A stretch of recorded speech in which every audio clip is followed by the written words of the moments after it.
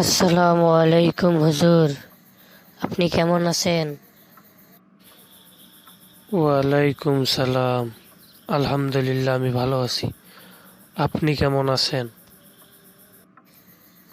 ঈদ তো আমাদের কাছ থেকে চলেই গেল, কিন্তু আমি তো ঘোরা ঘুরতে চাচ্ছি। তা কোথায় ঘোরা যায়? কোরআন হাদিসে দৃষ্টিতে কোথায় ঘুরলে ভালো হয়? একটু বলেন তো প্লিজ হুজুর, বলেন।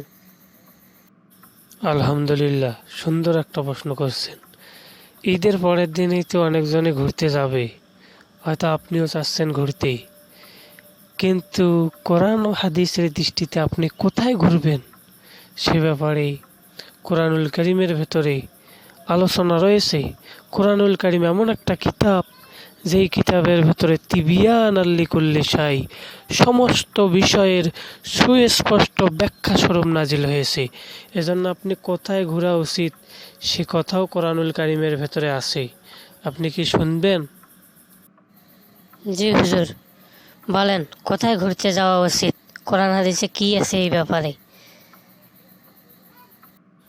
তাহলে শোনেন, কোরআনুল কারীমের ভেতরে আল্লাহ রব্বুল আলামিন বলেছেন, কদ খলাত মিন ক্বাবলিকুম সুনানুন ফাসিরু ফিল আরদি ফানজুরু কাইফা কানা আকিবাতুল মুকাজ্জিবিন। সূরাতুল আল ইমরানের 137 নম্বর আয়াত। আপনি বাড়িতে গিয়ে মিলিয়ে দেখবেন।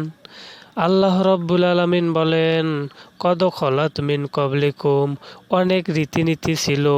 সুনানুন ফাসিরু ফিল আরদি, তোমরা জমিনে ভ্রমণ করো, ঘোরো, আল্লাহর নিদর্শনগুলো দেখো। এজন্য আপনাকে এমন জায়গায় ঘুরতে হবে যেই জায়গায় ঘুরলে আল্লাহর সন্তুষ্টি পাওয়া যায়, আল্লাহর নিদর্শন পাওয়া যায়। কথা বুঝছেন? জি হুজুর, বুঝছি। তাহলে আল্লাহর নিদর্শন যেখানে থাকবে, যেই জায়গাগুলো গেলে ইসলাম সম্পর্কে জানা যায়, আল্লাহর নিদর্শন সম্পর্কে জানা যায়, ওই সমস্ত জায়গায় যেতে হবে। আপনি তাই বলতেছেন তো নাকি? তাহলে ঠিক আছে, আমিও ইনশাল্লাহ ওই সমস্ত জায়গায় যাব। যেই সমস্ত জায়গায় আল্লাহর নিদর্শন পাওয়া যাবে, ওই সমস্ত জায়গায় আমি যাব। আপনি যে বললেন এত সুন্দর করে, এজন্য আপনাকে ধন্যবাদ।